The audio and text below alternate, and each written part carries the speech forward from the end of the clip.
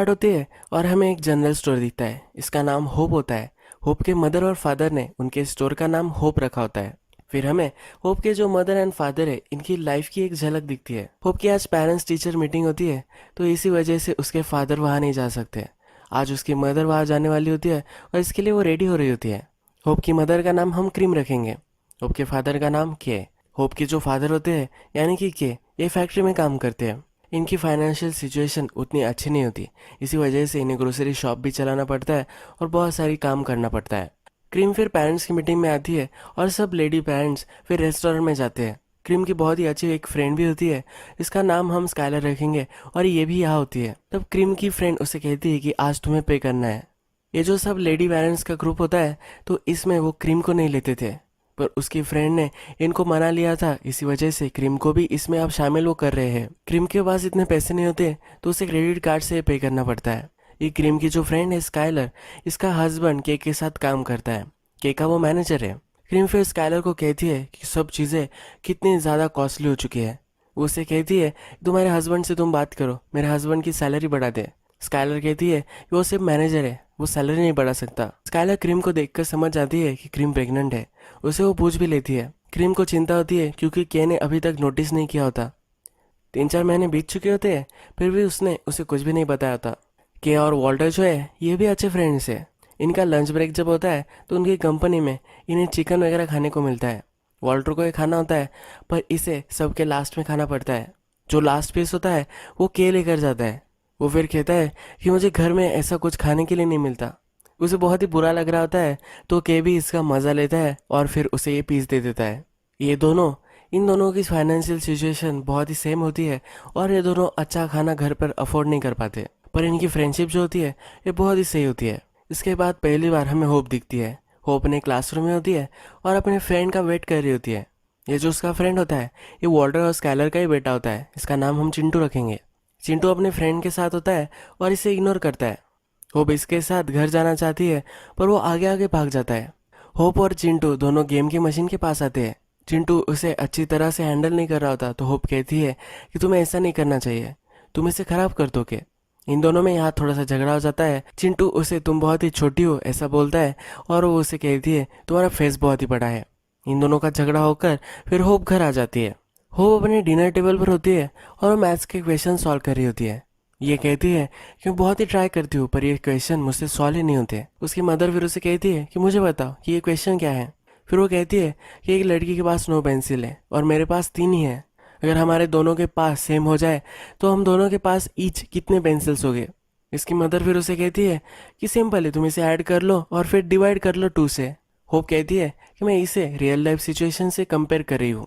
अगर मेरे पास 3 पेंसिल हो और चिंटू के पास 9 पेंसिल हो, तो वो मुझे कभी भी उसके 3 पेंसिल नहीं देगा।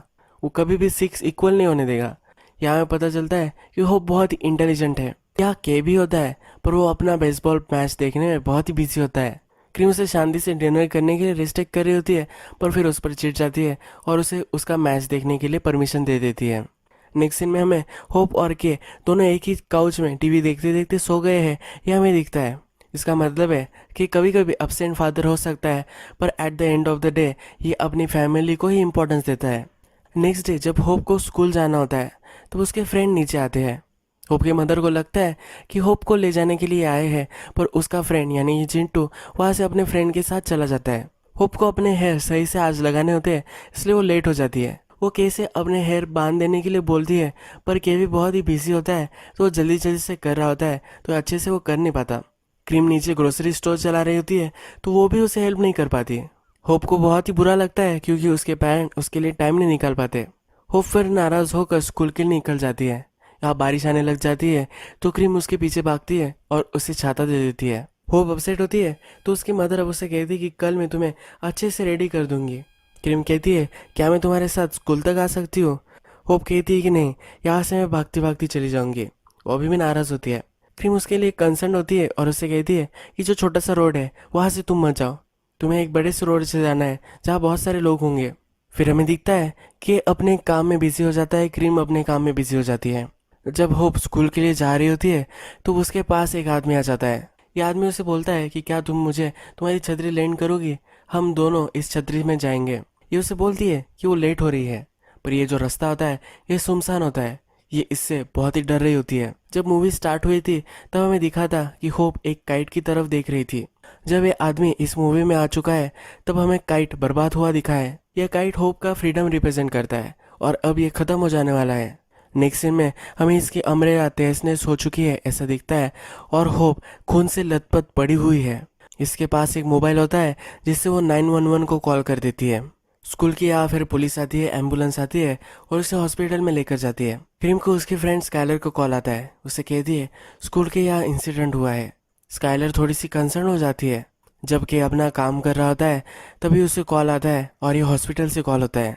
ये वो पहले बिलीव नहीं कर पाता और फिर हॉस्पिटल में आ जाता है। होप बहुत ही इंजर्ड हो चुकी होती है। जिस आदमी ने होप को हर्ट किया था उस आदमी ने उसे चाकू से मार भी दिया था। इसके इंटेस्टाइन उसने फाड़ दिए थे। के को ये सब डॉक्टर बता रहे होते हैं। वहाँ क्रीम भी आती है। ये वहाँ रोने लग जाती है। ये वो देख नहीं सकती, इसी वजह से वो बाहर चली जाती है। के अपने आप को संभालता है और वो टफ है ऐसा वो प्रिटेंड कर कर वही खड़ा होता है। वो डॉक्टर से पूछता है कि अब क्या करना पड़ेगा। होप की अब सर्जरी होने वाली होती है। के फिर डी2 के पास आता है। डी2 को जिस आदमी ने ये सब किया है इसके फिंगरप्रिंट्स मिल चुके हैं, बहुत सारे एविडेंस इनको मिल चुके हैं। डी2 उससे अश्योर करता है कि होप के साथ इसने जो भी किया है उसे हम ढूंढ लेंगे। के जब क्रीम के पास आकर बैठ जाता है तो क्रीम अपने आप को दोष दे रही होती है। वो कहती है कि मैंने ही उसे उस बड़े से रोड से जाने के लिए बोला था। उसे कहता है कि ऐसा मत सोचो। क्रीम फिर बोलती है कि मुझे स्काइलर का कॉल आया था, क्या उसे पता था? क्रीम को फिर स्काइलर का बहुत गुस्सा आ जाता है और वो के से कहती है कि अगर उसने कुछ भी किसी को बताया तो मैं उसे मार दूंगी। एक नर्स ऑपरेशन थिएटर से आती है और के को लेकर जाती है। के को डॉक्टर बताते हैं कि होप की जो इंजरी है वो बहुत ही सीरियस है। इसका जो गुदा है वो हमें निकालना पड़ेगा। ये कभी भी नॉर्मली टॉयलेट नहीं कर पाएगी। इसे हमेशा एक आर्टिफिशियल ऑर्गन के साथ ही रहना पड़ेगा। के उसे कहता है कि प्लीज़ मेरी बेटी को बचा लो। अब होप का ऑपरेशन हो जाता है और के और क्रीम उसे मिल सकते हैं। क्रीम जब इसे देखती है तो रोने लग जाती है और वहाँ से वो चली जाती है। के फिर होप से मिलने आता है। वो होप को बताता है कि तुम बहुत ही जल्द ठीक हो जाओगी। होप कहती है तुम यहाँ कैसे आ गए, तुम्हारे वर्क का क्या हुआ? के कहता है कि मैं हमेशा तुम्हारे पास ही हूँगा। होप अपनी मदर के बारे में पूछती है। ये कहता है कि हम टर्न्स में आने वाले हैं। होप जिस आदमी ने उसका रेप किया था इसका डिस्क्रिप्शन देने लग जाती है। के कहता है कि अभी तुम्हें ये करने की ज़रूरत नहीं है। होप कहती है कि जिसने भी ये किया है इसको जेल होनी चाहिए, इसको सज़ा होनी चाहिए। अगर मैं सो गई तो मैं भूल सकती हो, इसलिए वो ये स्टेटमेंट दे रही होती है। नेक्स्ट सीन में हमें डिटेक्टिव के पास के आया हुआ दिखता है। डिटेक्टिव के पास जिसने किया है उसके फिंगरप्रिंट से वो कौन है ये पता चल चुका है, पर उसके खिलाफ ये एक वारंट नहीं निकलवा सकते। यह जो एविडेंस है ये इनफ नहीं है। कि उस पर चिढ़ गया होता है। डिटेक्टिव से कहता है कि अगर तुम्हें उसे पकड़वाना है तो होप को स्टेटमेंट देना होगा। होप को स्टेटमेंट देना है ये के अब क्रीम को समझाता है। क्रीम कहती है कि तुम ऐसा कैसे कर सकते हो, वो अभी अभी तो उसने एक्सपीरियंस जिया है और फिर से तुम उसे रिमेम्बर करने के लिए बोलोगे। ये उसे ना बोल रही होती है कि इसके लिए मान नहीं रहा होता। यहाँ एक पुलिस होती है तो क्रीम को समझाने के लिए कहती है कि तुम्हें एक साइकोलॉजिस्ट की ज़रूरत है। ये जो सिचुएशन ये बहुत ही टफ है और होप को भी और तुम दोनों को भी इसकी ज़रूरत है। क्रीम वहाँ से चली जाती है। ये पुलिस फिर के को कहती है तुम घर जाओ और जो होप के जनरल्स वगैरह लेकर आओ। होप की अब जो नई थेरेपिस्ट होने वाली होती है इसने पूछा होता है कि जब घर जाता है तो होप की ड्राइंग्स बुक वगैरह देखता है। उसे एक कार्टून कैरेक्टर कोकोमोंग ये बहुत ही अच्छा लगता है। उसके लिए खिलौना वो लेकर आता है। जो थेरेपिस्ट होती है अब वो के और क्रीम के साथ बात कर रही है। वो कहती है कि अगर होप का अब हम अभी स्टेटमेंट लें तो इसके लिए बहुत ही हार्ड हो सकता है। वो अभी साइकोलॉजिकली अनस्टेबल है। ये जो भी हमें कहेगी ये कोर्ट में इतना होल्ड नहीं करेगा। के को वारंट निकलवाना ही होता है तो उसे फोर्स कर रहा होता है। ये थेरेपिस्ट कहती है दोनों पेरेंट्स अगर मुझे सहमति नहीं देंगे तो मैं नहीं करूँगी। के फिर क्रीम को बताता है कि होप को ये चाहिए, उसे गुनहगार को पकड़ना है। क्रीम भी फिर इसके लिए मान जाती है और हमें फिर ये थेरेपिस्ट होप का स्टेटमेंट लेती हुई दिखती है। वो कैमरे में प्रूफ करती है कि होप अपने होशो आवाज़ में है। उसे बहुत सारी तस्वीरें दिखाती है और इसमें से उसे सिलेक्ट करने के लिए बोलती है जिस आदमी ने उसके साथ ही किया था। होप भी उस आदमी को पहचान लेती है। जब वो थेरेपिस्ट घर जा रही होती है तो वो के और क्रीम को कहती है कि तुम्हें भी मेरी ज़रूरत पड़ेगी। होप अब स्टेबल लग रही है पर वो बाद में चिल्लाने लग सकती है। वो अपना कार्ड उन्हें दे देती है। क्रीम इस पर चिढ़ जाती है और कहती है कि जो चीज़ अब तक हुई नहीं है तुम हमें क्यों डरा रही हो। वो उसे निकल जाने के लिए बोलती है। होप ने अब स्टेटमेंट दे दिया है तो बहुत सारे पुलिस ऑफिसर जाते हैं और जिसने ये किया होता है उसको पकड़ लेते हैं। को जब ये पता चलता है तो पुलिस स्टेशन के पास भागता है। वहाँ ऑलरेडी बहुत सारे न्यूज़ रिपोर्टर्स वगैरह आए हुए होते हैं, तो डिटेक्टिव से नहीं मिल पाता। जब वो हॉस्पिटल आता है, उसके फ्रेंड का यानी कि वॉल्टर का उसे कॉल आता है। वॉल्टर से पूछता है कि होप कैसी है। वो बहुत ही कंसर्न होता है। वो बोलता है कि टीवी के सामने हॉस्पिटल पे बहुत सारे जर्नलिस्ट वगैरह हैं, मैं बहुत ही डर चुका हूँ। केक को पता नहीं होता कि वहाँ मीडिया पहुँच चुकी है। वो भागता है और होप के पास आ जाता है। होप को अब उन्हें शिफ्ट करना पड़ता है। वो एक प्राइवेट रूम में उसे लेकर जाते हैं। जब वो जा रहे होते हैं तो रिपोर्टर उन्हें घेरने की कोशिश करते हैं। क्रीम उन्हें रोके रखती है और के उसे एक प्राइवेट रूम में लेकर जाता है। होप को बेड पर रखता है पर उसे वहाँ टॉयलेट आ जाती है। के फिर इस सब टॉयलेट को साफ करने लग जाता है। उसके पैर वो पकड़ता है पर ये होप के लिए बहुत ही अनकंफर्टेबल होता है। जो इंसिडेंट उसके साथ हुआ है इसे वो याद करने लग जाती है। ये पैर वगैरह मारने लग जाती है पर के अभी भी सब साफ कर रहा होता है। जब के होप को देखता है तब उसे पता चलता है कि होप अब क्या महसूस कर रही है। होप को उसके फादर का टच भी उस रेपिस्ट के टच की तरह लग रहा था। ये बहुत ही घिनौनी रियलाइजेशन के को होती है। होप रो रो कर बहुत ही डिस्टर्ब हो जाती है और उसकी हालत और भी खराब हो जाती है। के को बहुत ही दुख होता है और होप से वो दूर चला जाता है। क्रीम जब रिपोर्टर को रोक रही होती है तभी उसे चक्कर आती है और वो गिर जाती है। अब वो प्रेग्नेंट है ये के को पता चल चुका है। कि उसे पूछता है मुझे तुम कब बताने वाली थी, क्या तुम्हें यह बच्चा नहीं चाहिए था। क्रीम कहती है कि मैं सिर्फ भूल गई थी। रात में फिर होप से मिलने के आता है पर उसने अपना फेस कवर कर लिया होता है। कि उसे बताता है कि अब उसे सिबलिन होने वाला है। कि उससे पूछता है कि क्या तुम एम्बैरेस्ड हो। ये सही होता है तो इसी वजह से वो वहाँ से चला जाता है। होप उसे अब देख भी नहीं पा रही, इससे वो बहुत ही डिस्टर्ब होता है। कि को फिर आइडिया आता है। होप को जो टॉय अच्छा लगता है उसी चीज़ का बलून उसके पास होता है। ये पहनने की कोशिश वो करता है। ये पहनकर वो होप से बात कर सकता है ये उसे लगता है। ये वो ट्राई करता है पर ये सक्सेसफुल नहीं हो पाता। होप के जो हॉस्पिटल बिल होते हैं ये भी बहुत ही ज़्यादा होते हैं। ये क्रेडिट कार्ड पर ये सब वो पे कर रहा होता है। वॉल्टर का केक को कॉल आता है। उसे कहता है कि मुझे पता है कि तुम्हें पैसों की ज़रूरत होगी। उसे पैसे देने के लिए ऑफर करता है। कि ले नहीं रहा होता। वॉल्टर बोलता है कि मेरे पैसे तुम्हें देने के लिए क्या मुझे गिड़गिड़ाना पड़ेगा। वॉल्टर फिर उसे पैसे दे देता है। आज जो कल्प्रिट था उसकी कोर्ट में हियरिंग होने वाली है। के वहाँ जाने वाला होता है। वो क्रीम को कहता है कि तुम यही रुकोगी, तुम यहाँ से हिलोगी नहीं। क्रीम को मिलने फिर उसकी फ्रेंड स्काइलर आती है। स्काइलर उसे कन्फ्रंट करती है और बोलती है कि क्या तुम्हें सचमुच में लगा था कि मुझे पता है कि ये होप ही है, मैं कभी भी ऐसा नहीं कर सकती। वो फिर उसे कहती है कि मैं बहुत ही पहले तुम्हें मिलने आने वाली थी, तुमने कहा था कि तुम मुझे मार दोगी इसलिए मैं नहीं आई। क्रीम कहती है मैंने बोला था मैं कर सकती हूँ, मैं करने वाली थी, ऐसा नहीं था। स्काइलर फिर उसे सहारा देती है और बोलती है कि तुम रो भी नहीं सकती, तुम स्ट्रांग हो ऐसा तुम प्रिटेंड कर रही हो। फिर ये दोनों मिलकर रोने लग जाते हैं। उसने उसके लिए खाना लाया होता है, ये उसे वो फिर खिलाती है। जब हियरिंग में होता है तो इस कल्प्रिट के लॉयर अब अपनी गवाही दे रहे होते हैं। वो कहता है कि मेरे क्लाइंट को पता भी नहीं है कि उसने ये किया भी है या नहीं। वो बहुत ही ड्रंक था और वो कंस्ट्रक्शन वर्कर है तो वहाँ से वो आता जाता रहता है। पिछले दिन जब वो अपने जॉब से घर आया उसके बाद से उसने क्या भी किया है उसे कुछ भी नहीं पता है। कोर्ट में सब सबूत भी पेश किए जाते हैं। जज कहता है कि इस केस की और भी इन्वेस्टिगेशन होनी चाहिए, इसलिए वो नेक्स्ट डेट दे देता है। अब हमें हॉस्पिटल दिखा गया है और क्रीम को चीयर अप करने के लिए इसके जो भी सब फेवरेट टॉयज है इनको पहनकर उसे चीयर अप करने की कोशिश की जा रही होती है। ये उसकी थेरेपिस्ट का आइडिया होता है। इसमें क्रीम, स्काइलर और जो एक नर्स थे ये भी होते हैं। ये उसके पास जाते हैं और डांस करने लग जाते हैं। वॉल्टर जब आता है तो क्रीम से पूछता है तुम तो इस थेरेपिस्ट को निकल जाने के लिए बोल रही थी।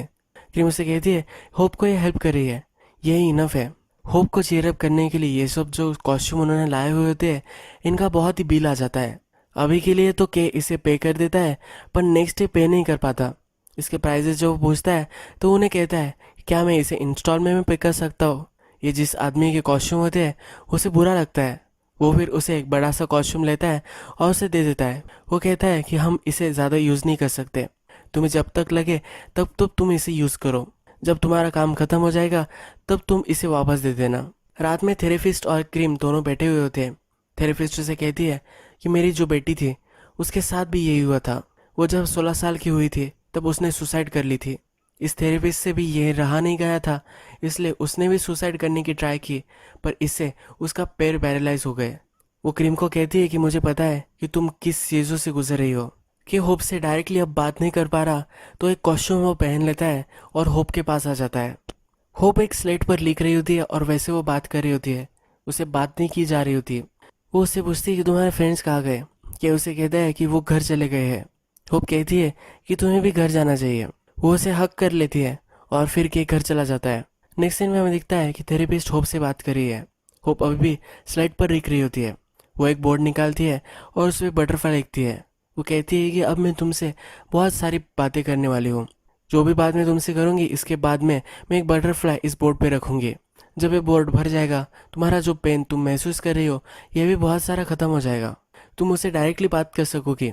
थेरेपिस्ट और होप ये दोनों बहुत सारी बातें करते हैं और अब इसका जो बोर्ड है ये पूरा सा भर चुका है।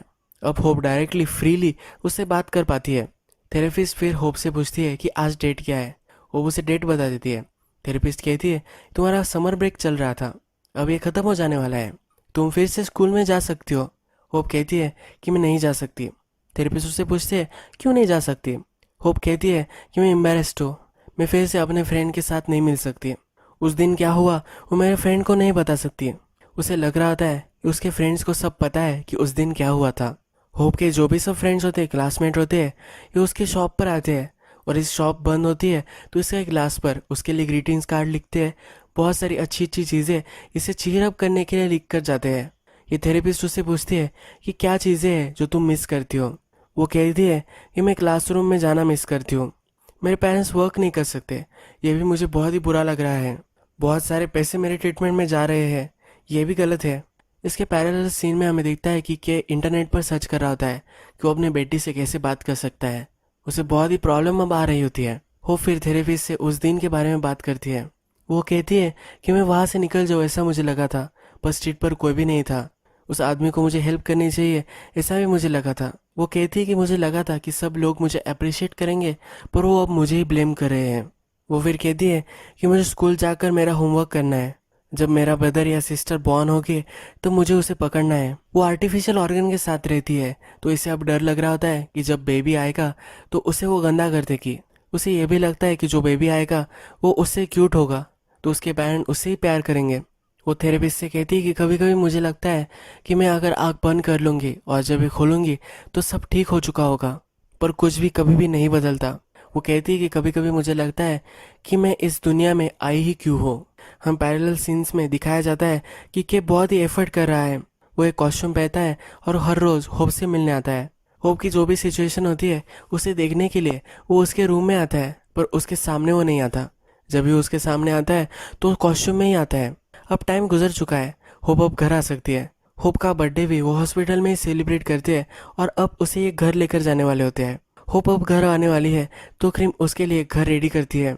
होप अभी भी उसके फादर से बात नहीं कर पा रही होती है तो इसी वजह से जब उसे वो घर लेकर जा रहे होते हैं तो उसने एक पर्दा बनाया होता है। होप उसे देख ना पाए इसलिए उसने ये किया होता है। होप जब गाड़ी में होती है, जिस स्ट्रीट पे उसके साथ ये हादसा हुआ था ये स्ट्रीट उसे दिखती है। वो बहुत ही अनकंफर्टेबल महसूस करने लग जाती है और वो उल्टी भी कर देती है। जब वो घर पहुंचती है तब उसे दिखता है कि उसके फ्रेंड्स ने उसके लिए कितने कार्ड्स वगैरह लगाए हैं। नेक्स्ट दिन की शॉप के बाहर बैठा हुआ होता है, वहाँ चिंटू आता है। वो उससे पूछता है कि क्या होप घर पर आ चुकी है। के कहता है कि तुम तो उसके साथ नहीं खेलते थे, तुम अब उससे क्यों मिलना चाहते हो। चिंटू कहता है कि वैसा कुछ भी नहीं था, लोग कुछ भी अफवाह फैलाते हैं। चिंटू फिर बोलता है कि मैं पागल होने लग गया हूँ। वो रोने लग जाता है। वो कहता है कि अगर उस दिन मैं उसके साथ गया होता तो उसके साथ ही नहीं होता। कि उसे पास बुलाता है, उसे हक करता है और कहता है कि प्लीज़ मत रो। उसे फिर बहुत सारी कैंडी वो उसे देता है। नेक्स्ट दिन होप को फिर स्कूल जाना होता है। क्रीम को स्काइलर कॉल करती है और कहती है कि मैं होप को स्कूल लेकर जाऊंगी, उसे सपोर्ट की आज ज़रूरत होगी, इसलिए वो ये करने वाली होती है। ये रास्ते से जब जा रहे होते हैं फिर से वो वही स्ट्रीट पर आ जाते हैं। होप को फिर से वो फीलिंग्स ना है, इसी वजह से के ने कॉस्ट्यूम पहनकर वहाँ खड़ा हुआ होता है। उसका फ्रेंड उसे हमेशा सपोर्ट करने के लिए वहाँ है, ये ऐसा उसे सपोर्ट कर कर जता रहा होता है। ये फिर होप के प्रिंसिपल से भी मिलता है। वो उसे कहता है कि तुम्हें ध्यान रखना है, होप किसी भी मेल टीचर के डायरेक्ट कांटेक्ट में ना आ जाए। होप जब स्कूल जाती है तो उसे एक बैग पहन कर जाना पड़ता है जो हमेशा आवाज़ करती है। बच्चे ये उससे पूछ सकते हैं। केक को फिर आइडिया आता है और एक पाउच उसे वो गिफ्ट करता है। इस पाउच में बहुत सारे चॉकलेट्स वो रख देता है। इससे जब उसके फ्रेंड उसके पाउच के बारे में पूछेंगे तब ये आवाज़ उसके टॉफी से आ रही है, उसके चॉकलेट से आ रही है, ये वो बता सकती है। उसे एम्बैरस फील नहीं होना चाहिए, इसलिए कि उसे पाउच देता है। क्रीम थेरेपिस्ट के साथ होती है तो उसे अपनी फीलिंग्स बताती है। वो कहती है कि मैं कभी कभी विश करती हूँ जो होप के साथ हुआ है वो सभी बच्चों के साथ हो जाए, इससे सब नॉर्मल हो जाएगा। होप को भी वो नॉर्मल है ऐसा लगेगा। नेक्स्ट दिन जब होप स्कूल जाना चाहती है तब चिंटू भी उसके साथ आता है। होप उससे कहती है कि मैं तुम्हारे साथ नहीं चलना चाहती, तो चिंटू कहता है मैं तुम्हारे पीछे पीछे चलूंगा। उसे सपोर्ट करने के लिए उसके साथ आया हुआ होता है। जब स्कूल चल रही होती है तब के अपना वर्क छोड़ देता है, कॉस्ट्यूम पहन लेता है और स्कूल के बाहर कॉस्ट्यूम पहन कर आ जाता है। वो होप को सपोर्ट देने के लिए, ये अकेले नहीं है, उसका फ्रेंड उसके साथ है, इसी वजह से वो यहाँ आया हुआ होता है। या होप के फ्रेंड्स जब उसके उसके पाउच के बारे में पूछते हैं तब ये बता देती है कि ये इसमें टॉफीज है। उसके फ्रेंड्स को ये चॉकलेट भी दे देती है। के का जो प्लान था वो सक्सेसफुल हो जाता है। होप जब घर जा रही होती है तो कॉस्ट्यूम में के भी वहाँ होता है। उसे पूरे रास्ते में वो सपोर्ट देने के लिए वहाँ होता है। चिंटू अब होप के साथ चल रहा है। वो उससे पूछता है कि क्या ये तुम्हारा नया फ्रेंड है। वो कहती है कि हाँ, ये मेरा नया फ्रेंड है। चिंटू फिर उससे पूछता है कि बॉय है या गर्ल है। होप कहती है कि ये मेरा फ्रेंड है, ये बॉय है या गर्ल है ये मुझे नहीं पता। यह सीन हमें कुछ बताता है। होप को अपने फादर से ही प्रॉब्लम हो चुका था। उसे हर आदमी में कल्प्रिट दिख रहा था। जो भी मेल उससे संपर्क में आ रहे थे उन सब से वो डर रही थी। अब उसे एक रियलाइजेशन हो चुका है, जो फ्रेंड्स होते हैं ये कभी भी मेल फीमेल ऐसे नहीं होते, ये सिर्फ फ्रेंड्स होते हैं। कभी भी हम उनमें कुछ डिफरेंस नहीं कर सकते। वो हमें सपोर्ट करने के लिए यहाँ है, ये उसे अब रियलाइज हो चुका है। होप जब घर पर आती है तो घर के पास कॉस्ट्यूम में के होता है। वो फिर उसके पास जाती है, उसे बोलती है कि क्या तुम मेरे फादर हो, मुझे प्लीज़ बताओ, मैं तुमसे बात नहीं कर रही थी, क्या इसी वजह से तुम ये सब कर रहे हो। वो फिर अपने फादर के लिए केयर करती है। उसे कहती है कि तुम्हें अंदर बहुत ही हॉट महसूस हो रहा होगा। ये जो कॉस्ट्यूम होता है इसमें आदमी बहुत ही स्वेट करता है, इसमें रहना बहुत ही अनकंफर्टेबल होता है। कि उससे कुछ भी बात नहीं कर रहा होता। वो फिर उसे घर लेकर आती है और अपनी मदर के पास लेकर आती है। क्रीम पूछती है कि ये क्या है। क्रीम फिर के का मास्क उतारती है। होप उसके पास जाती है और उसे बहुत सारा पसीना आया हुआ होता है, वो सब वो पोंछती है। के जब अपने काम पर होता है तब उसे डिटेक्टिव को कॉल आता है। डिटेक्टिव उसे कहता है कि जो गुनहगार था उसने एक पिटीशन जाहिर की है। वो कह रहा था कि वो ड्रंक था और उसे कुछ भी याद नहीं है, वो मेंटली अनस्टेबल भी है, ऐसा भी वो कह रहे हैं। होप ने जो टेस्टिमोनी दी थी तो वो बहुत ही इंजर्ड थी, वो बहुत ही हाई मेडिसिन पर थी, तो उसकी टेस्टिमोनी अब होल्ड नहीं कर रही। इस कल्प्रिट को अब बहुत ही कम सज़ा होने वाली होती है। के फिर उससे मिलने जाता है। के उससे पूछता है कि जो भी तुम कह रहे हो क्या ये सच है। वो बोलता है कि हाँ, मैं जितना भी ट्राई करता हूँ रिमेंबर करना, पर मैं रिमेंबर नहीं कर पाता। वो बोलता है कि अगर मैंने सचमुच में ये किया है तो मैं जेल में ही होना चाहता हूँ, पर मुझे सचमुच में कुछ भी याद नहीं आ रहा। केक को भी ये सब बिलीव होने लग जाता है, पर ये फिर उसे कहता है क्या हम सेटल कर सकते हैं। उसे कहता है कि जब मैं जेल से निकलूंगा तब मैं वर्क करने लग जाऊंगा, तो मैं तुम्हें पे कर सकता हूँ। इसे सब कुछ याद होता है तो के उस पर बहुत ही चिढ़ जाता है। कल्प्रिट फिर बोलता है कि तुम मुझसे डर कर रहो, मुझे अब बहुत ही कम सज़ा होगी और जब मैं वापस आऊँगा तभी भी तुम यही रहोगे, मैं तुम्हें हर्ट कर सकता हूँ। कि फिर इस पर ज़्यादा ही चिढ़ जाता है, कुर्सियाँ वगैरह वो फेंकने लग जाता है। कि जब अपने फ्रेंड वॉल्टर के साथ गाड़ी में बैठा हुआ होता है तो उसे कहता है कि मुझे पता है कि तुम कैसा फील कर रहे हो, पर इस सिचुएशन को तुम्हारे साथ एक एक्सीडेंट हुआ है ऐसा तुम्हें ट्रीट करना चाहिए, ये किसी के भी साथ हो सकता था। कि इसे एग्री नहीं करता और कहता है कि प्लीज़ गाड़ी रोक दो। वो अपने फ्रेंड से भी बात नहीं करना चाहता, वो अकेला ही चलने लग जाता है। जब रात होती है तो के क्रीम को बताता है कि जो कल्प्रिट है वो 8-9 सालों में जेल से निकल सकता है। वो उसे पूछता है कि क्या तुम्हारे पास मेरा इंश्योरेंस है। क्रीम बोलती है कि तुम ऐसा क्यों बोल रहे हो, तुम मेरे साथ ही रहने वाले हो। क्रीम पूछती है कि तुम ऐसा क्यों बोल रहे हो, तुम कहीं भी नहीं जाने वाले। के कहता है कि जो कल्प्रिट है अब उसे मैं मार देने वाला हूँ, अगर उसे बहुत ही कम सज़ा होगी तो मैं सहन नहीं कर पाऊंगा, इसमें उसे कुछ भी हो सकता है, इसलिए वो इंश्योरेंस के बारे में बात कर रहा होता है। नेक्स्ट दिन फिर कोर्ट चलता है। इस कोर्ट में होप को भी बुलाया जाता है। होप को उसे आइडेंटिफाई करने के लिए बोला जाता है। सब सबूत पेश किए जाते हैं, पर जो कल्प्रिट था उसने पिटीशन जाहिर किया था कि वो ड्रंक था और उसे कुछ भी याद नहीं है, इसने ये किया है ये तो फिक्स है, तो इसलिए जज बोलता है कि इसे सज़ा तो होनी ही चाहिए, पर इसने ये किया था तब वो होश में था ये हमें पता नहीं है, इसी वजह से उसे बहुत ही कम सज़ा, सिर्फ 11 साल की सज़ा उसे हो जाती है। कोर्ट रूम में सब लोग जो होते हैं ये सब बहुत ही चिढ़ जाते हैं। के का फ्रेंड वॉल्टर फिर खड़ा हो जाता है, वो कहता है ये ऐसा कैसा जस्टिस है, अगर वो ड्रंक था तो इससे क्या फ़र्क पड़ता है, तो फिर ड्रंक एंड ड्राइव का भी केस नहीं होना चाहिए। क्रीम भी अंदर आ जाती है, वो जज से बोलती है कि सिर्फ 11 साल के बाद होप किस एज की होगी, वो फिर से उसे मिल सकता है, कैसे आप ये सब होने दे सकते हो। वो वही कोर्ट रूम में रोने लग जाती है। के भी रो रहा होता है, पर अब ये सहन नहीं कर पा रहा, वो एक चीज़ उठाता है और उस कल्प्रिट के सर पर वो मार कर उसे मार देने वाला होता है। ये वो कर ही रहा होता है, तभी होप उसका पैर पकड़ लेती है। होप रो रो कर कहती है कि प्लीज़ हम घर चलते हैं। उसने बहुत सारी चीज़ें अपनी लाइफ में लॉस कर दी है, वो अपने फादर को भी लूज़ नहीं करना चाहती। जब रात थी तब उसने सुना था कि उसके फादर क्या करने वाले थे। इसी वजह से अब अपने फादर को रोक लेती है।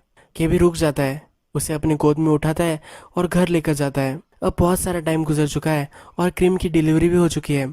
उसे एक ब्रदर होता है। अपने ब्रदर को देखकर वो बहुत ही खुश होती है। स्कायर और वॉल्टर भी वहाँ होते हैं। वो उससे पूछते हैं इसका नाम आप क्या रखने वाले हो। के बोलता है कि मैंने होप का नाम रखा था, अब होप उसके ब्रदर का नाम रखेगी। होप अपने ब्रदर का नाम हैप्पी रखती है। ये कहते हैं कि हैप्पी का सर बहुत ही बड़ा होने वाला है। किम फिर चिंटू को चिढ़ाती है। वो कहती है कि चिंटू के जितना बड़ा ये नहीं होगा। हमें यहाँ पता चलता है कि होप अब अच्छी तरह से रिकवर हो चुकी है। जब होप स्कूल में होती है तब उसे स्कूल में होना अच्छा नहीं लगता, तो वो स्कूल से निकल जाती है। वो फिर हमें बोलती है कि मेरे फ्रेंड्स मुझे पूछेंगे कि मैं स्कूल से क्यों निकल गई थी, पर वो उसे अब इतना फ़र्क नहीं पड़ रहा। वो उसे कुछ ना कुछ तो बता ही देगी। वो घर आती है और उसने अब बहुत सारे टॉयज़ बनाए होते हैं, अपने हाथों से उसने क्रिएट किया होता है। वो हमसे कहती है कि मेरे फादर जिस तरह से काम करते हैं वैसा भी मैं काम कर सकती हूँ, मुझे चीज़ बनाना अच्छा लगता है। उसने अपने ब्रदर के लिए ये सब चीज़ें बनाई होती है। अपने ब्रदर के पास आकर वो उसे एक एरोप्लेन देती है। वो फिर हमें कहती है कि इस दुनिया में आना, हमें जन्म मिलना, ये एक ब्लेसिंग होती है। ये मूवी यहाँ ख़त्म हो जाती है, पर इस मूवी का मैसेज की हम बात करेंगे। जब होप हॉस्पिटल में थी और थेरेपिस्ट से बात कर रही थी, उसे बहुत सारे प्रॉब्लम थे। वो स्कूल में कैसे जाएंगी, उसके फ्रेंड्स को क्या बोलेगी, वो स्कूल में कैचअप कैसे करेगी, उसके जो अपने फादर के साथ रिलेशनशिप है वो भी बहुत ही कॉम्प्लिकेटेड हो चुकी थी। वो अपने फादर से बात नहीं कर पा रही थी। उसके साथ जो भी हुआ था इसकी वजह से उसे लग रहा था कि वो जिंदा ही क्यों है, वो इस दुनिया में उसने जन्म ही क्यों लिया था। इस माइंडसेट में वो थी। जब वो घर आई थी उसके फ्रेंड्स ने उसको चीयर अप करने के लिए उसके लिए बहुत सारे ग्रीटिंग्स कार्ड लाए थे। जो चिंटू था उसे सपोर्ट करने के लिए हर वक्त वहाँ था। जब वो उसके साथ चलना भी नहीं चाहती थी फिर भी उसके पीछे वो चल रहा था। होप को चिंटू का सपोर्ट या उसके फ्रेंड्स का सपोर्ट ये इनफ नहीं था। जब उसके फादर कॉस्ट्यूम में आते थे तब उसे बहुत ही अच्छा लगता था। लाइफ से जूझने का उसे मोटिवेशन मिलता था। उसे हमेशा से पता था कि उसके फादर ही है जो उसे सपोर्ट कर रहे हैं। उसके साथ ये जो सब हुआ था ये एक आदमी ने किया था, पर हर आदमी उसी तरह से बुरा होगा। जो भी लोग उससे मिलेंगे वो भी उसी तरह से बुरे होंगे। ऐसा कुछ भी रिस्ट्रिक्टेड नहीं है। लोग जब अच्छे होते हैं, जब वो आपके फ्रेंड बन जाते हैं तो वो कभी भी आपको हर्ट नहीं कर सकते। हॉस्पिटल में अपने ब्रदर से वो जब पहली बार मिली थी, वह एक फ़ोटो फ्रेम थी जिस पर लिखा था कि जो लोग सबसे अकेले होते हैं वही सबसे काइंड होते हैं, जो सबसे दुखी होते हैं वही ब्राइटेस्ट होते हैं। इस कोट से हमें पता चलता है कि होप के साथ अब ये सब चीज़ें हो चुकी है, पर वो अब अपने लाइफ के प्रति बहुत ही पॉजिटिव है। वो अब चीज़ें बना रही थी अपने ब्रदर के लिए। उसने टॉयज़ बनाए थे। उसने कहा था कि वो अपने फादर की तरह है, वो चीज़ें कंस्ट्रक्ट कर सकती है। उसने अपने ब्रदर को एक एरोप्लेन गिफ्ट किया था। हम जैसे मूवी के फर्स्ट में देखा था, एक काइट उसका फ्रीडम रिप्रेजेंट करता है और जो कल्प्रिट था उसने उसका फ्रीडम ले लिया था। उसे सज़ा दिलवाना चाहती थी और उसमें वो कंज्यूम हो चुकी थी। उसे अपना फ्रीडम फिर से मिल नहीं पा रहा था। जब अब बहुत सारा टाइम गुजर चुका है, अब वो लाइफ के प्रति पॉजिटिव हो चुकी है, तब उसे अपना फ्रीडम वापस मिल चुका है। उसके लाइफ में अभी भी प्रॉब्लम है, तो अब वो डट कर सामना करने वाली है। उसके फादर उसके साथ है, उसकी फैमिली उसके साथ है, उसके फ्रेंड्स हमेशा उसे हेल्प करेंगे। जब भी आपको लाइफ में लगता है कि कुछ भी सही नहीं होने वाला, तब आप एक स्टेप लेते हैं और उसके बाद जब आप अलग और एक स्टेप लेते हैं तब लाइफ ज़रा इजी हो जाती है। जैसा टाइम बीतता जाता है तब और भी ये सब चीज़ें आसान होती जाती है। कितनी भी बुरी चीज़ें आपके साथ हो फिर भी आप इससे निकल सकते हो। एक ब्यूटीफुल मैसेज देकर ये मूवी हमें इंस्पायर कर कर चली जाती है। अगर आपको भी ये मूवी अच्छी लगी होगी तो प्लीज़ इस वीडियो को लाइक कर दीजिएगा। बहुत सारी ऐसी मूवी में लेकर आता रहता हूँ, तो प्लीज़ मेरे चैनल को सब्सक्राइब भी कर दीजिए और बेल नोटिफिकेशन आइकॉन भी दबा दीजिएगा। हम फिर से मिलेंगे और एक नई मूवी के साथ। तब तक के लिए थैंक यू और आप अपने आप का ख्याल रखिए।